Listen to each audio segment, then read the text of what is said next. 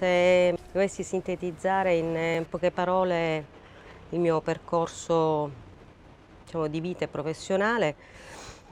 dovrei intanto forse usare una metafora, cioè paragonarlo forse a un fiume, cioè il percorso molto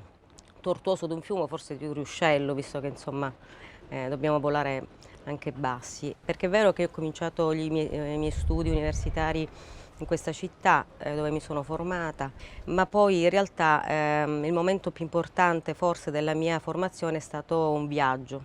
negli Stati Uniti dove lì ho cominciato a seguire dei corsi di linguistica, ma soprattutto di tecniche della narrazione.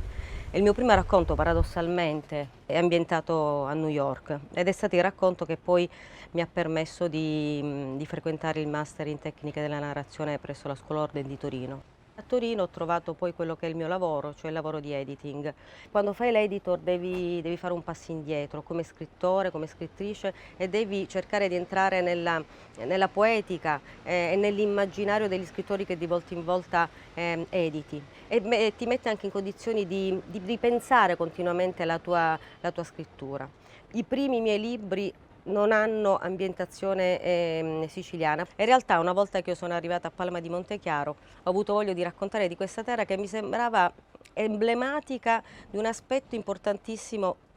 della Sicilia ma anche della condizione contemporanea. Era una terra di emigrazione ancora molto forte in Germania, una terra in cui molti giovani non trovavano un loro futuro, erano costretti ad andare altrove ed era una terra paradossalmente di forte immigrazione. Io sono arrivata durante uno sbarco e questo è stato veramente determinante, vedere queste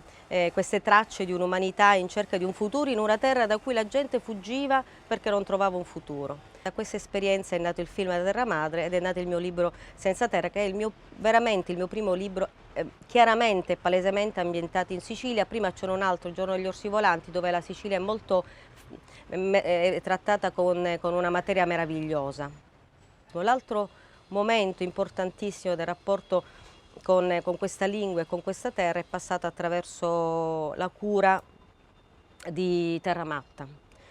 questa autobiografia di questo bracciante siciliano che dalla Sicilia si ritrova a vivere un po' i momenti fondamentali, diciamo, della storia